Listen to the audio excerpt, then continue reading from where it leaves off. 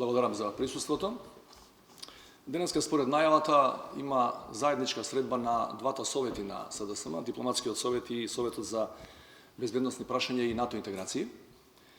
Ова е прв пат да се воспостави ваква пракса, два совета на партијата да имаат заедничка средба.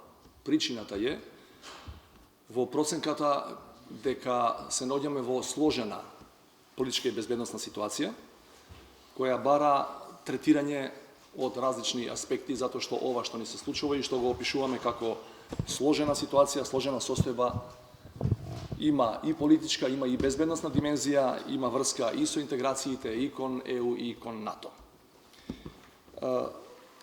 Почетна теза со која ги отворивме денешната заедничка средба на двата совета е дека меѓуетничките односи во Македонија, во една специфична средина која е комплексна според својата композиција, се практично потполно подценети од актуелната власт во изминативе неколку години.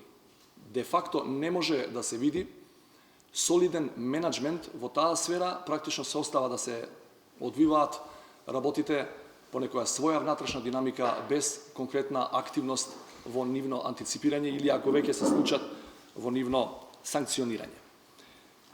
Рамковниот договор од кога е потпишан до денес, тоа би требало да ни е јасно на сите, не може самиот по себе да се имплементира.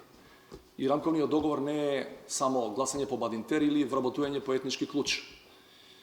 Рамковниот договор, тоа би морал да го знае секој кој се бави со политика во оваа држава, е минимум за стратешките проекти во оваа земја, да се договараат клучните политички лидери и на едната, и на другата, и на останатите етнички заедници. Политички репрезенти на политички партии кои се избрани од народот, но во исто време за некои прашања се разбира и представници на соодветните етнички заедници. Не едната етничка заедница да предлага проект, другата да го игнорира, или да бара компензација со сличен повторно етнички проект во својата средина. Во Македонија се нагледавме такви проекти во изминатиот период, кои за жал имаат исклучиво моноетничка или монорелигиозна компонента. Практично не видовме ниту еден единствен проект зад кој ќе застанат и двете етнички заедници, се разбере и останатите, и ќе го бранат од почеток до крај, освен ако не се работи за разговори за кадровските комбинаторики или евентуално за автентичното толкување на хашките предмети. Да ова што се случува во Република Македонија во сферата на меѓуетничките односи не е паднато од небо, не е дојдено преку ноќ. Негативни тенденции се забележува и порано. Само неколку да споменам од нив, доволно е сите ги знаеме, црквата на Калето е тежок меѓуетнички инцидент заради кој Калето е затворено практично и денеска година дена од кога се случи тој настан.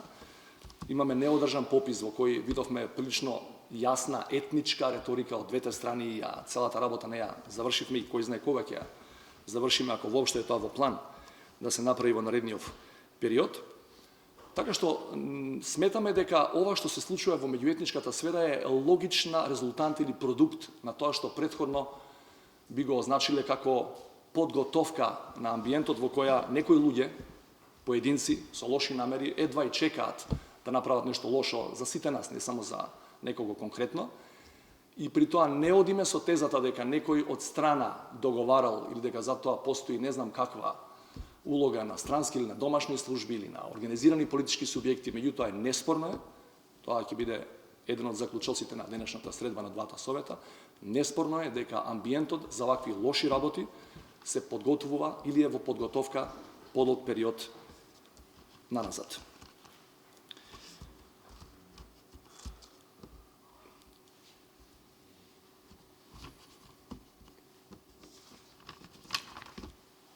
Во делот на другата димензија која денеска ќе биде дискутирана на Советот и за која ќе бидат подготвени соодветни заклучоци, ЕО и НАТО интеграциите, многу е важно во делот на ова што го дискутиравме до сега да се знае дека дури и Македонија да е членка полноправна на Европската унија и на НАТО, ваков тип на проблеми нема да ги реши ниту една од тие организации. Значи и да сме членки тамо, овој тип на проблеми тие не ги решаваат. Или ние ќе ги решиме овдека, или никој од страна не може со не знам каков механизам, па и не знам каква политичка волја да постои, да го реши тоа наместо нас. Значи, внатрешните контрадикции, кои се основниот столб за постоењето и просперитетот на оваа држава, или самите ќе ги одржуваме, или попусто ќе чекаме надворешна интервенција или надворешни совети. Сето ова што се случува во Македонија е во едно обкружување кое не е ни малку бенигно. Значи, во регионот многу работи се завршени во безбедносно-политичка смисла, меѓутоа на сите ни е јасно дека не се завршени сите работи. Постојат неколку жаришта многу близко до нашата граница кои тлеат. Северот на Косово е можеби едно од тие најголемите. Ако во некоја идна перспектива некој големите играчи, актерите кои се директно таму инволвирани, ако се обиде тоа да го решава на поинаков начин од тоа што е до сега решено, на хартија барем, Македонија нужно ќе трпи консеквенции. Затоа што ние по сите параметри, по ресурсите кои ги имаме, во било која витална област, ние сме најслабата карика во регионот. Што треба тогаш да чиниме во овакво обкружување? Минимум да си ја соредиме куќата дома и да не продуцираме нестабилност и однатре. Че сферата на меѓуетничките односи мора да биде дотолку фиксирана, контролирана, менаџирана од политичките субјекти на власт пред се, за да не дозволиме, ако воопшто велам потенцијално во блиска иднина некој се обиде некои прашања кои се решени со мировни договори и со интервенција на меѓународниот фактор да ги преуредува, барем ние тука внатре да имаме минимум кохезија меѓу големите етнички заедници и да можеме да излеземе со заедничка државна политика и државна позиција во однос на евентуалното преуредување на кројката или на контурите на Балканот, а не да излегуваме повторно со чисти етнички барања од аспект на само една или друга етничка заедница. Самитот во Чикаго на НАТО е на 21 и 22 мај, практично 2 месеци и 3 дена од денес. Ние не можеме да видиме од се ова што до сега е преземено како наводна дипломатска офанзива на владата, дека тоа вродува со некаков плод, па дури се оди до тамо и се пуштаат шпекулации дека е можно и на дневниот ред да ја нема Македонија. Тоа е дебата која треба да го оттргне вниманието по наше убедување од суштината на работите. Зошто? Затоа што држава може да биде поканета во алијансата или да стане полноправен член и без самит. Патем кажано, иако не пишува во агендата на следниот самит дека ќе се прошируваат со една или не знам колку други членки, Црна Гора е, например, прилично сериозен кандидат, може би нема да добие покана сега, во мај. Тоа е прилично сериозен кандидат за членство и е практично на прагот на членство во алијансата.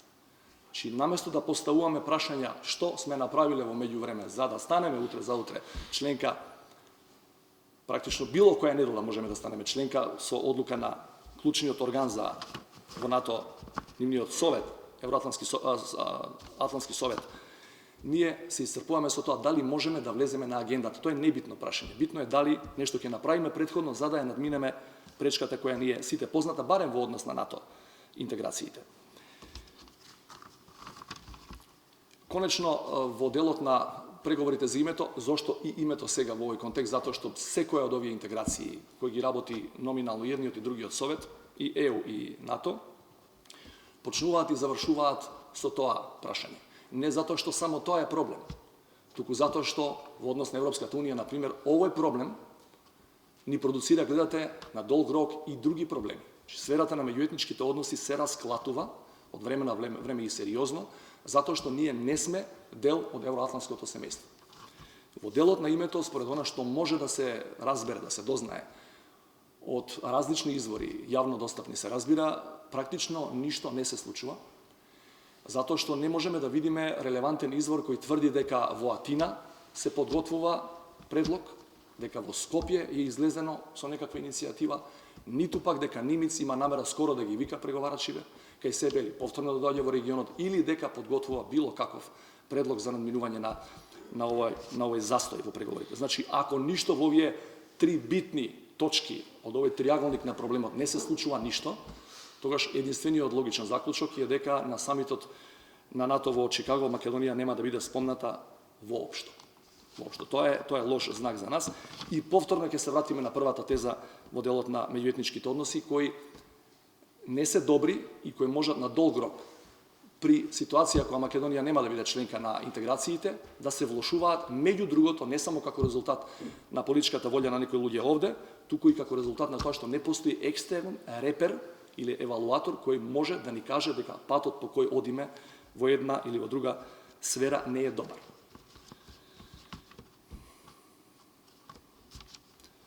Прилика тоа би било што ќе се дискутира денеска на Советот, ако имате некакви прашања, поведете.